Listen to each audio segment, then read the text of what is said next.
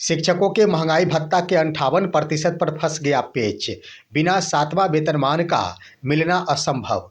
अब राज्यकर्मी शिक्षकों ने खोल दिया मोर्चा। वेतनमान के साथ साथ प्रोन्नति पर भी अड़ गए। दोस्तों नमस्कार, मैं हूं आपका दोस्त एसके चौधरी। आखिर बिहार के लगभग 5.5 लाख विशिष्ट एवं विद्यालय शिक्षकों के लिए एक बड़ी खबर है। इन तमाम शिक्षकों की ओर से यह आशाएं की जा रही थी कि बहुत ही जल्द जब शिक्षा विभाग की ओर से पत्र जारी कर दिया गया है तो महंगाई भत्ता का दर जो बढ़ा हुआ 50% से अधिक वह मिलना अब शुरू हो जाएगा। लेकिन इसी बीच दोस्तों, जहां विशेष कार्य पदाधिकारी के यहाँ पत्र लिखा गया था, आखिर उन्होंने बढ़ा हुआ महंगाई भत्ता देने से इनकार कर दिया है, जिसको लेकर अब राज्यकर्मी शिक्षकों की ओर से मोर्चा खोल दिया गया है। और आज ही रविवार को तमाम राज्यकर्मी के शिक्षक जो विभिन्न जिलों से आए हुए थे, उन्होंने पटना के गांधी मैदान में एकजुट होकर सरकार से बड़ी मांग करते हुए कोर्ट तक जाने की नसीहत दे डाली है। आइए दोस्तों, आज के इस वीडियो में हम विस्तार पूर्वक चर्चा करते हैं कि आखिर मसला क्या है विशिष्ट शिक्षकों से संबंधित और साथ ही साथ विद्यालय अध्यापकों से संबंधित। लेकिन इससे पहले अगर आपने अभी तक हमारे इस चैनल सुसत्य वचन को सब्सक्राइब नहीं किए होंगे तो कृपया अभी सब्सक्राइब कर लेंगे। दोस्तों, विशिष्ट शिक्षक एवं विद्यालय अध्यापकों के लिए एक बड़ा मुद्दा है 50% से अधिक का महंगाई भत्ता का भुगतान होना। जहां शिक्षकों की ओर से लगातार ही मांगे उठाई जा रही है, वहीं पर शिक्षा विभाग के द्वारा 14 नवंबर 2025 को एक पत्र विशेष कार्य पदाधिकारी HRMS के नाम से दे दिया गया था। उसमें स्पष्ट लिख दिया गया था कि ये सभी शिक्षक भी राज्यकर्मी है और इन्हें भी 58% यानी 50% से अधिक अन्य राज्यकर्मियों को जो महंगाई भत्ता दे होता है वही भत्ता दे होना है। इसलिए इनके HRMS को अपडेट किया जाए। परंतु दोस्तों, हकीकत ये है कि जो ही पत्र पहुंचा वहां पर विशेष कार्य पदाधिकारी जो HRMS है, उन्होंने ऐसा करने से इनकार कर दिया। और इनकार करना भी लाजमी इसलिए था कि वह नियम संगत नहीं था, क्योंकि मामला जब HRMS से जुड़ा हुआ है तो जब तक 7th पे कमीशन लागू नहीं होता है तब तक इन सभी को 50% से अधिक महंगाई भत्ता दे नहीं हो सकता है। इसको लेकर अब जवाब दे दिया गया है विशेष कार्य पदाधिकारी की ओर से शिक्षा विभाग को कि इसके लिए ज़रूरत है एक कैबिनेट की बैठक की, और एक कैबिनेट के बैठक के उपरांत जब इन्हें 7th पे कमीशन का लाभ मिलेगा उसके बाद ही HRMS पोर्टल पर इन्हें बढ़ा हुआ महंगाई भत्ता अपडेट किया जा सकता है। यानी 50% से ज़्यादा अगर महंगाई भत्ता चाहिए विशिष्ट शिक्षक या फिर जो भी नए राज्यकर्मी शिक्षक है, चाहे वो विशिष्ट शिक्षक हो, चाहे वो BPSC से बहाल विद्यालय अध्यापक हो, चाहे वो BPSC से बहाल प्रधान शिक्षक हो या फिर BPSC से बहाल प्रधानाध्यापक हो, सभी के लिए ये समस्याएं उत्पन्न हो गई है।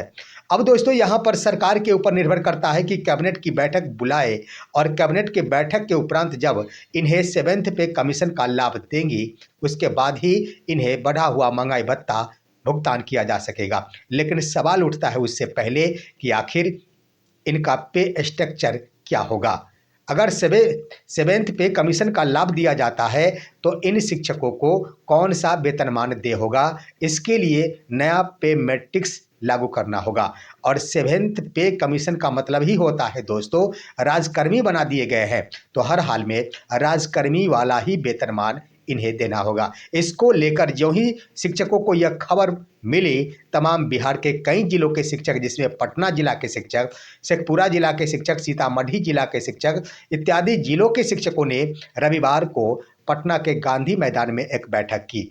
बैठक में उन्होंने कई प्रकार के मुद्दे उठाए और साथ ही साथ सबसे पहले प्राथमिक शिक्षा निदेशक और साथ ही साथ शिक्षा मंत्री से भी मुलाकात करने की योजना बनाई है। दोस्तों, इससे पहले आइए उन्होंने 15 दिन पहले ही एक और भी पत्र मुहैया करा दिया था प्राइमरी डायरेक्टर को, खुद शिक्षक की ओर से, जिन्होंने आज की बैठक में सम्मिलित हुए थे। उन्होंने स्पष्ट कहा है कि इससे पहले वरीय और कनीय का निर्धारण संबंधी जो पत्र जारी किया गया है उस पत्र में 2 त्रुटियां रह गई है और इन दोनों त्रुटि का निराकरण होना अत्यावश्यक है। इसके लिए उन्होंने कहा कि मैंने 15 दिन पहले प्राइमरी डायरेक्टर को इससे अवगत करा दिया गया था, लेकिन उन्होंने अभी तक इसका निष्पादन नहीं किया है। उन्होंने स्वीकार किया था कि इसमें थोड़ी-सी चूक हुई है, जिसे आखिर उस त्रुटि को सुधार कर दिया जाएगा, लेकिन हकीकत ये है कि अभी तक इसका सुधार नहीं हुआ है। मसला ये था दोस्तों कि प्रोन्नति से संबंधित, जैसे उसमें प्रोन्नति के लिए 1 to 5 के विशिष्ट शिक्षकों के प्रोन्नति संबंधी चर्चाएं कर दी गई। उसके बाद 9th to 10th के जो शिक्षक हैं उन्हें भी प्रोन्नति की चर्चाएं कर दी गई, परंतु हकीकत ये है कि 6 to 8 के जो शिक्षक हैं जिन्होंने 8 वर्षों की सेवा पूर्ण कर ली है, उनकी प्रोन्नति की चर्चा नहीं की गई थी। इनकी भी प्रोन्नति वरीय स्नातक शिक्षक में होना चाहिए। जो विशिष्ट शिक्षक नियमावली है उसके अनुसार वरीय स्नातक शिक्षक में होनी चाहिए, और साथ ही साथ जो 9th 10th के शिक्षक थे उनके लिए भी प्रावधान कर दिया गया कि उन्हें आखिर वरीय माध्यमिक शिक्षक के रूप में प्रोन्नति मिलनी चाहिए, ये प्रबंध किया जाना चाहिए। इसको लेकर कह दिया गया कि प्राइमरी डॉक्टर की ओर से स्वीकार कर लिया गया है, लेकिन अभी तक इस पर निदान नहीं हुआ है। इसके लिए एक बार फिर से हम लोग शिक्षा मंत्री से मिलेंगे और इसका निदान कराने की मांग करेंगे। साथ ही साथ अन्य मुद्दों पर वो सभी अड़ गए कि जब राजकर्मी बना ही दिया गया, एक तरफ जहां विद्यालय अध्यापक जो बीपीएससी के माध्यम से परीक्षा में सम्मिलित हुए, परीक्षा देने के बाद वो आखिर अध्यापक के रूप में तैनात किए गए, राजकर्मी भी घोषित कर दिया गया, तो आखिर राजकर्मी का वेतन उन्हें क्यों नहीं दिया जा रहा है। साथ ही साथ ये भी कहा गया कि जितने भी नियोजित शिक्षक थे उन्हें भी सक्षमता परीक्षा से गुजरना पड़ा, और सक्षमता परीक्षा में सफलता प्राप्ति के उपरांत उन्हें राजकर्मी घोषित कर दिया गया। लेकिन हकीकत ये है कि राजकर्मी का सुविधा कब दिया जाएगा।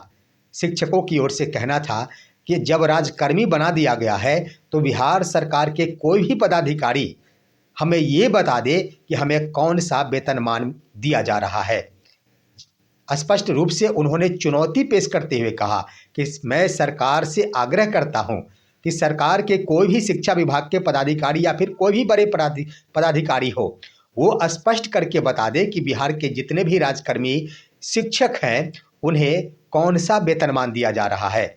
उन्हें टीचर का वेतनमान दिया जा रहा है, या क्लर्क का वेतनमान दिया जा रहा है, या फिर चपरासी का वेतनमान दिया जा रहा है।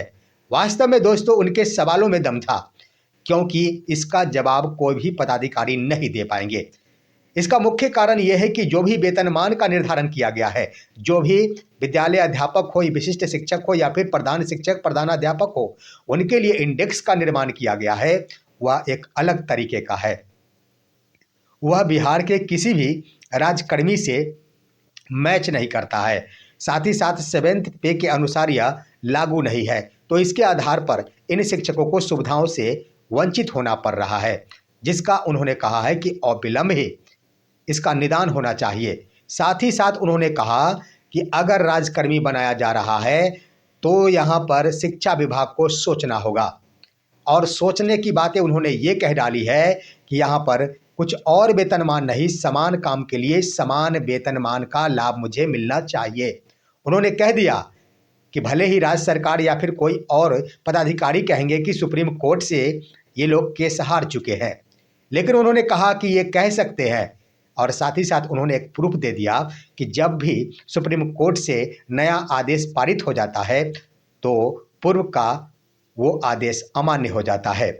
और उन्होंने स्पष्ट कहा कि इसी तरह का एक केस आया गुजरात में, जहां पर एक संविदा पर बहाल शिक्षक थे, और जब उनके मामले को लेकर सुप्रीम कोर्ट में सुनवाई हुई तो सुप्रीम कोर्ट की ओर से यह फैसला दिया गया कि इन्हें कम से कम सहायक प्राध्यापक का वेतनमान मिलना चाहिए, और यह फैसला दे दिया गया और उस पर लागू भी हो गया है। तो इस तरह से उन्होंने कहा है कि यह मुद्दा हमारे पक्ष में है, और राजकर्मी शिक्षक जो भी है, चाहे विशिष्ट शिक्षक ही क्यों न हो या फिर कोई भी क्यों न हो, उन्हें समान काम के बदले समान वेतनमान का यह मुद्दा अब मजबूत बन गया है, जब एक पक्ष में माननीय सर्वोच्च न्यायालय की ओर से फैसला सुना दिया गया है।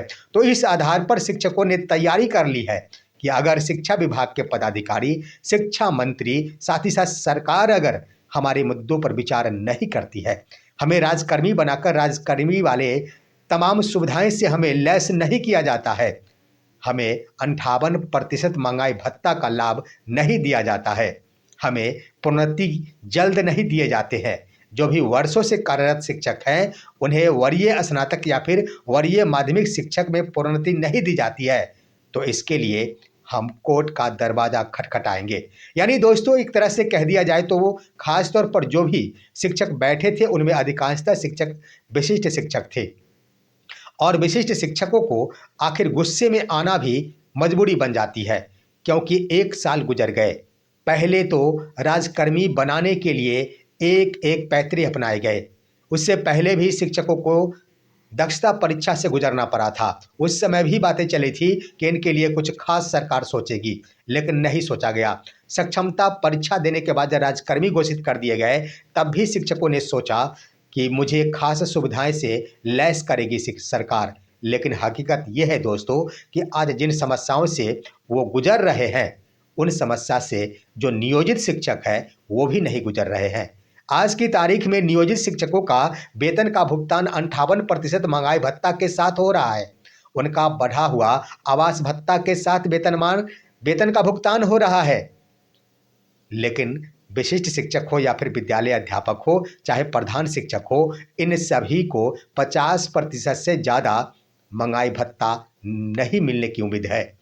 साथ ही साथ आवास भत्ता पर शिक्षकों को इंतजार करना होगा। इसलिए दोस्तों यहाँ पर गौर करने की बात, और शिक्षकों की ओर से आखिर मोर्चा जो खोला गया है बिल्कुल जायज कहा जा सकता, क्योंकि 1 साल गुजर गए और विद्यालय अध्यापकों को कह दिया जाए तो उनके तो लगभग 2 वर्ष पूरे हो गए। 2 वर्ष पूर्ण होने के बाद भी उन्हें आज तक राजकर्मी का वेतनमान नहीं दिया गया। उन्हें आखिर कैसा राजकर्मी बनाया गया? विशिष्ट शिक्षकों को यह कौन सा राजकर्मी का दर्जा दिया गया? सोचने वाली बात है दोस्तों। देखना है आखिर क्या कुछ होता है, लेकिन शिक्षकों ने आखिर मोर्चा जरूर खोल दिया है। सरकार की कानों तक यह सूचनाएं अगर जाएगी तो पैरों तली जमीन जरूर खिसक जाएगी, क्योंकि सुप्रीम कोर्ट का मसला एक मजबूत पक्ष बनकर खड़ा हो गया है, खास तौर पर राजकर्मी शिक्षकों के लिए।